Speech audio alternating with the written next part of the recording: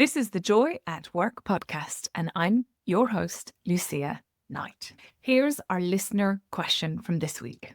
So, I've been thinking about leaving my industry for a few years now, but I haven't actually done anything about it.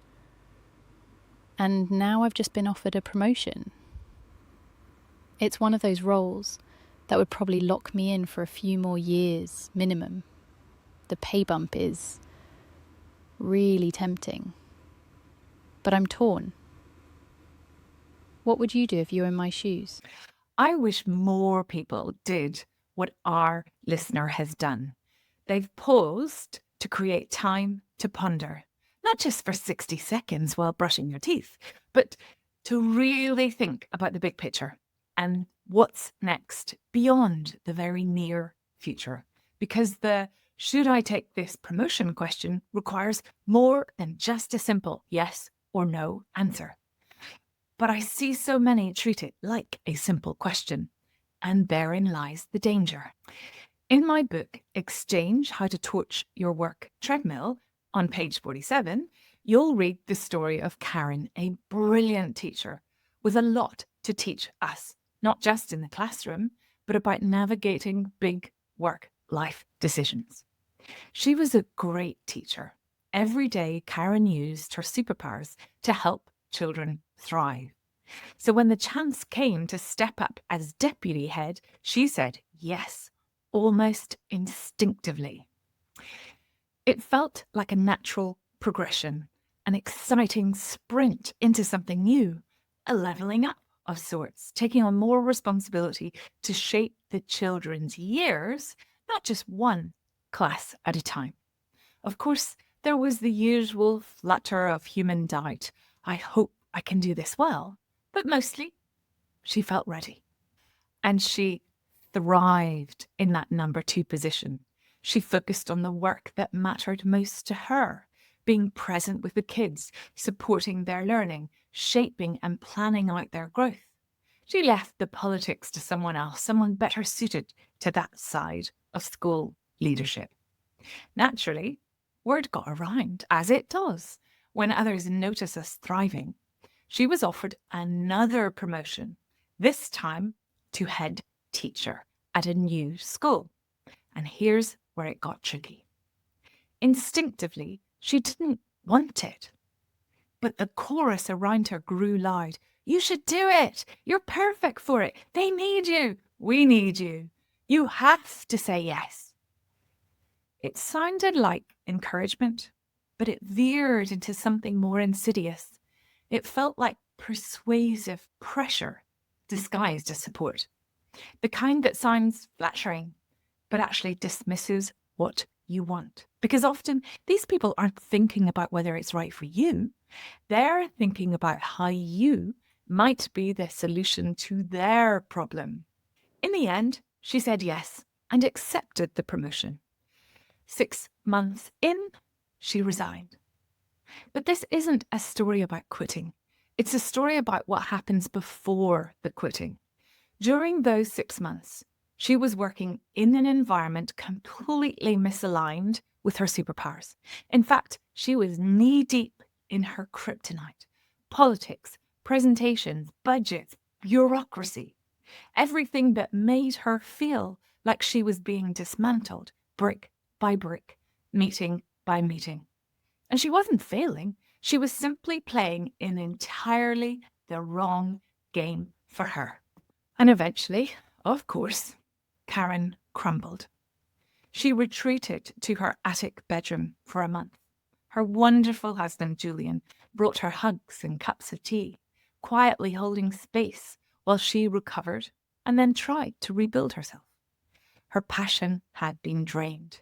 Her gifts, those real, rare, radiant gifts, were going unused, underappreciated, and worse, unmissed. She did recover, slowly, but she never went back to education. And that's a huge loss, not just hers, but ours. Our education system lost a powerful, talented force for good. And all because she said yes to a job that didn't suit her. There comes a now or never moment for all of us when our work isn't right for us, when the status quo is no longer acceptable. And one of the major reasons I started Midlife Unstuck was to help people notice that moment long before they've retreated to their own version of their attic bedroom, too eroded to even stand up.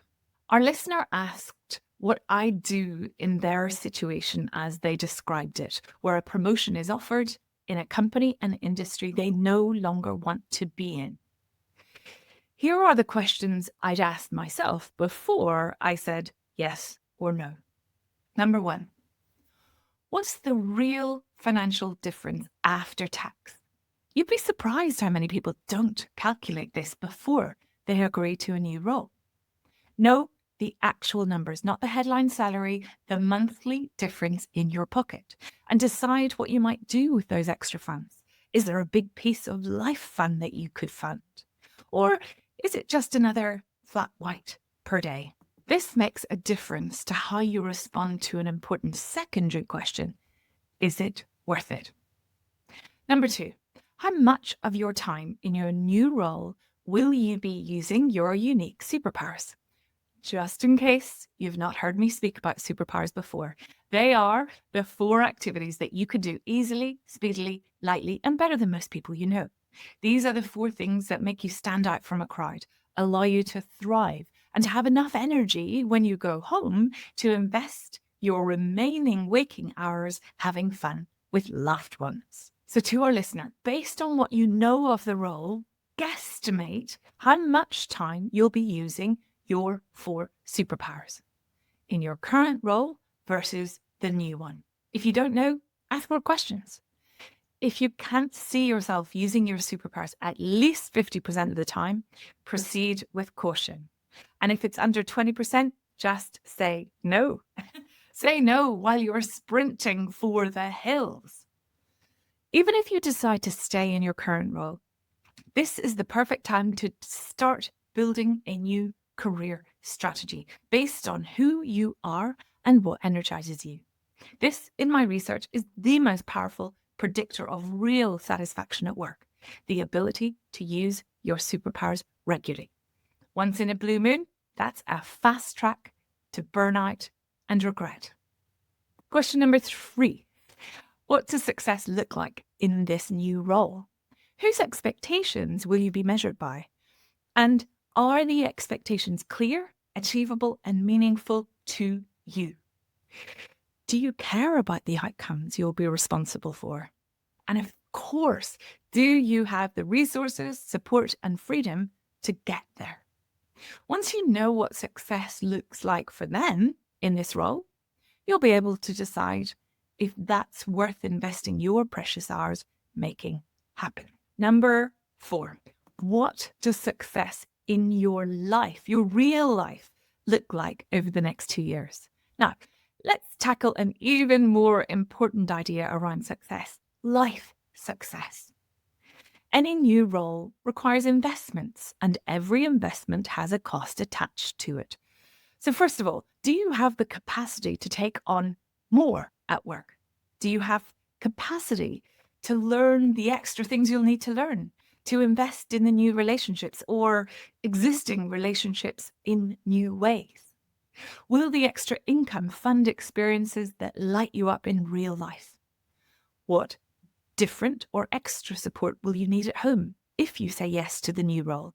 And does that change or impact the support others there need from you? How does this new role contribute to your long-term career and long-term work-life happiness? Are you climbing an exciting goal, or just the next rung on a ladder you've already decided isn't the right ladder for you?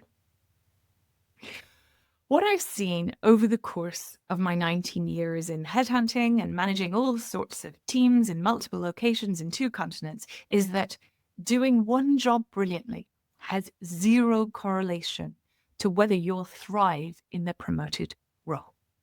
And that's why this level of reflection matters. So that when you do say yes, you're sprinting towards something that will enhance your life, not keep it stuck Or worse, erode it.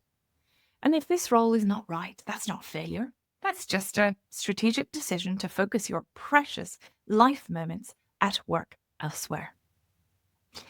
So it might be time to redesign the path ahead, to step off the current work treadmill and walk towards something wiser, more exciting, more fulfilling, and potentially more joy-filled. You deserve to earn well, and you deserve a promotion that makes sure it's the right role you want to do and the right role to take you to where you want to go in your real life. Figuring out where you want to go and why, now that's the hard work. And that's the fierce work. And that's exactly the work we do in the Fierce Emporium program. I'll include a link with details on it in the show notes. At a certain point in your career, just another job starts to feel, well, exactly like that. Just another job. And frankly, if there is a choice, we're all too old for that. But when you pause deliberately to actually do the work of aligning your next role with who you are now and who you want to be in the next decade, not who you were 10 or 20 years ago, things begin to shift. Suddenly, your work life gets clearer. Not necessarily easier, sorry, but definitely more deliberate. And when your next move isn't about just making a move, but about stepping into a life that fits, really fits, you start to see the kind of opportunities that make you want to say a bold, unapologetic yes. You say yes to work that energizes instead of drains you. You say yes to growth that actually excites you. You say yes to a version of success that feels like you. And that sounds a lot like joy at work to me.